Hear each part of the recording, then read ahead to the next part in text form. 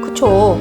정책 입안하시는 분들이 읽고 어떤 제도가 환자에게 도움이 될지 연구해 주시면 좋겠습니다. 그리고 한 번쯤 도대체 병원은 왜 이러는 거야? 이렇게 불평을 하셨던 분들도 읽어주셨으면 합니다. 책 읽는 우리 동네 한의사 권혜진입니다.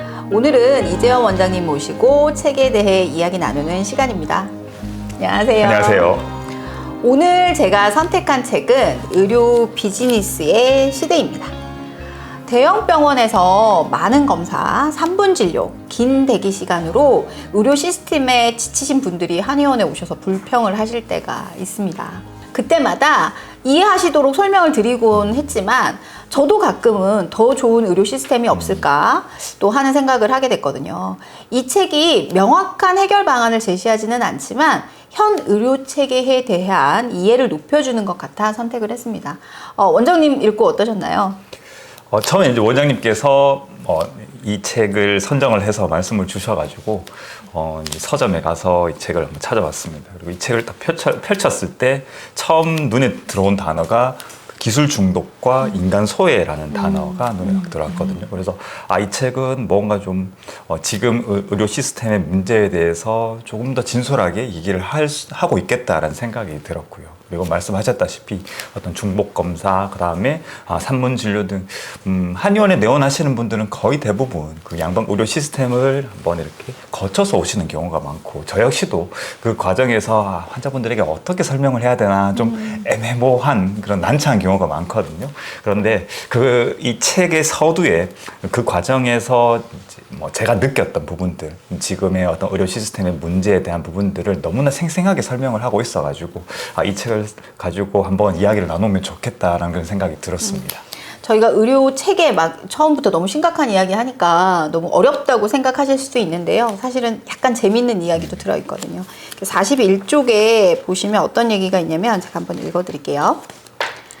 남들 앞에서 의식 잃는 것을 극도로 싫어하기 때문에 위 내시경은 물론이고 대장 내시경도 수면 내시경이 아닌 일반 내시경을 했고, 카메라가 장속을 훑고 지나가는 것을 두 눈 뜨고 지켜보았다. 이런 글이 있는데요. 저도 사실은 수면 내시경 하지 않거든요.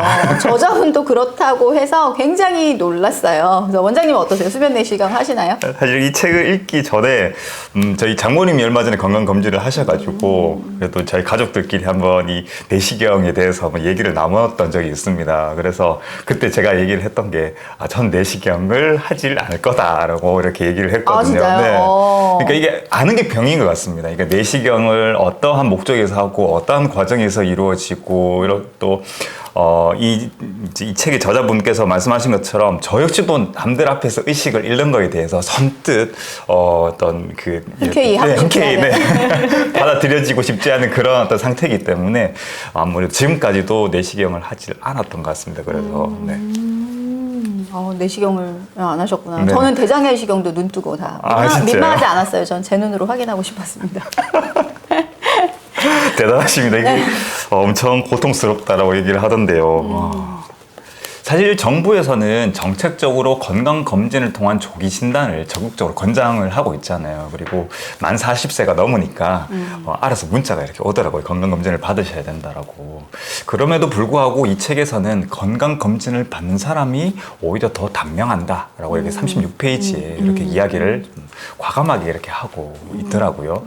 그래서 평소에도 저 역시도 너무 과한 검진은 과잉된 진단을 좀 부를 수가 있고, 이끌어내고, 그 다음에 과잉 진료로 이어질 수 있는 여지를 만들기 때문에 오히려 문제가 될 수도 있겠다는 그런 생각들을 해왔던 터라 이는 평소에도 제 생각과도 좀 비슷해가지고 놀랐거든요. 그래서 원장님은 어떻게 생각하시는지 궁금합니다. 원장님 말씀하신 게 그 36쪽에 건강검진을 받은 사람이 더 단명한다. 그게 건강검진의 거짓말이라는 책에서 나오는 말이라고 이 저자분이 말씀하시고 있는데요.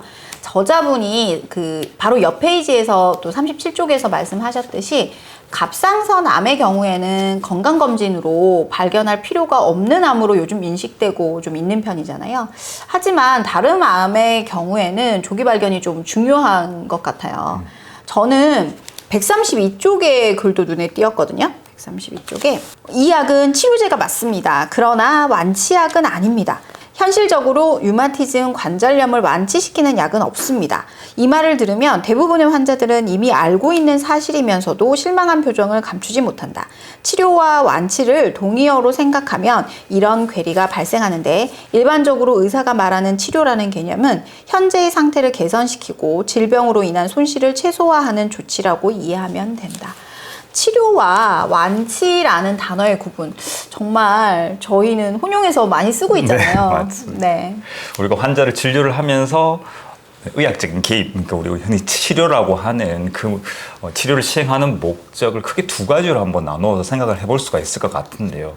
그 첫 번째는 이제 건강을 보존하고 회복하는 그러한 치료가 있을 수가 있고, 또 다른 한 가지는 고통을 완화시키는 그런 목적으로 치료를 시행한다라고 볼 수가 있을 겁니다. 그런데 환자분들은 주로 건강을 보존하고 회복하는 데 더 중점을 두고 치료에 목적을 생각을 하실 거고요. 하지만은 의사들은 주로 고통을 완화시키는 것에 중점을 두고 있기 때문에 나타나는 괴리가 아닐까라는 생각이 들거든요. 이러한 괴리는 뒤편에 나오는 항암제에 대한 내용에서 조금 더 이렇게 극적으로 표현이 되고 있는데요. 138페이지에 보시면 이렇게 새로운 항암제 중 기존 치료에 비해 1년 이상 수명을 연장시키는 약제는 별로 없음에도 환자들에게 이런 약제들은 기적의 약, 사용하면 완치되는 약으로 오인되는 경우가 많이 있다 라고 이렇게 되어 있고요. 그리고 139페이지에는 그런 기적의 약을 써도 90%에 달하는 환자는 사망한다는 사실은 눈앞에서 마술처럼 사라진다라는 그런 문장도 있습니다. 이러한 부분들은 신약 개발의 현 주소를 명확하게 잘 설명을 하고 있는 것 같기도 했는데요. 원장님께서는 어떻게 보셨어요?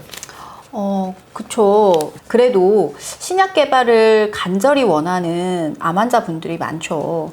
일주일만이라도 더 살 수 있다면 암 환자분이나 가족분들은 그 약을 기다릴 겁니다. 이 책에서는 우리나라 의료 정책에 대해 가지고도 문제를 제기를 하고 있는 것 같았습니다. 218페이지 보시면요.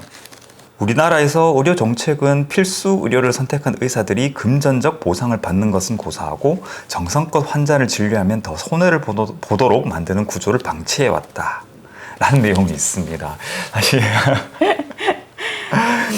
이 내용을 보면서 그 3분 진료 또는 이제 중복 검사로 인한 이런 불필요한 자원 낭비 이러한 부분들과도 뭔가 조금 연결이 되는 것 같아가지고 환자분을 진료실에서 상담을 하고 그다음 꼼꼼하게 진료를 해서 시간을 많이 이렇게 들여가지고 해드리고 싶지만은 이 시스템이 또 구조가 그걸 뒷받침하지 못하니까 생기는 그런 부분이다라는 것을 평상시도 그렇게 생각을 하고 있었거든요. 그래서 그 부분을 얘기를 하고 있는 것 같았어요.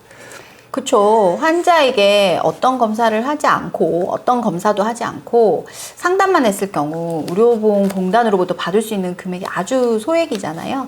그러니까 자꾸 자주 환자분들에게 오시라고 말씀드리게 되고 약 처방을 이제 수가 때문에 하게 되는 경우도 좀 있게 되죠. 맞습니다. 지금 우리나라 의료 수가 체계는 의료 서비스를 제공한 행위에 대해 가지고 비용을 산정을 하고 있으니까 당연히 환자분의 어떤 치유나 회복보다는 의사가 어느 만큼 많은 횟수를 진료를 하느냐, 어느 만큼 많이 처방을 하느냐에 포커스가 맞춰져 있는 거거든요. 그래서 저는 재미있는 생각을 했던 게 좀 극단적인 얘기고 좀 비현실적인 얘기긴 하지만은 환자분들의 어떤 회복 정도나 아니면 치유 정도를 기준으로 해서 수가를 매기게 되면 지금과는 조금 다른 그런 어떤 의료 시스템이 만들어지지는 않을까라는 생각도 한번 해봤습니다. 환자를 진료해서 질병을 치유하는 사람한테, 그러니까 환자의 건강을 회복시키는 의사에게 또 더 많은 수가를 산정하겠다는 시스템이죠. 꿈 같은 이야기입니다. 239페이지에서 240페이지를 보면요.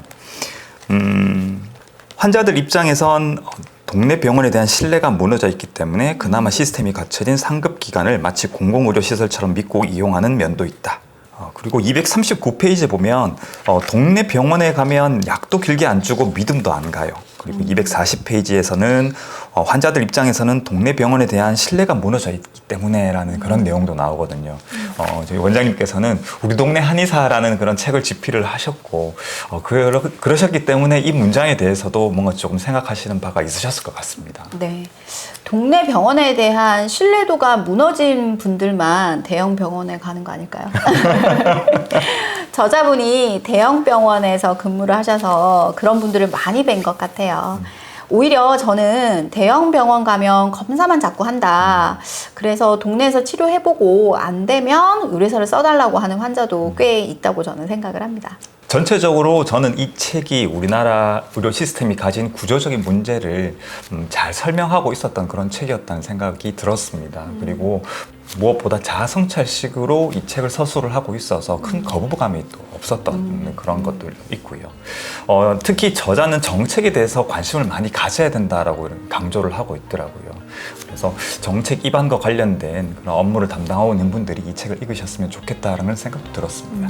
그쵸. 정책 입안하시는 분들이 읽고 어떤 제도가 환자에게 도움이 될지 연구해 주시면 좋겠습니다. 그리고 한 번쯤 도대체 병원은 왜 이러는 거야? 이렇게 불평을 하셨던 분들도 읽어주셨으면 합니다. 그리고 이 책을 쓰신 저자분을 직접 만나보셨다면서요? 네. 그 얘기를 좀 해주십시오. 제가 북토크에 다녀왔는데요. 정말이지 차분하시고 하실 말씀 다 하시는 분이시더라고요. 대단한 교수님이셨고요. 속이 꽉 찬 분이셨어요. 교수님 책 정말 잘 읽었습니다. 이런 책 써주셔서 너무 또 감사합니다.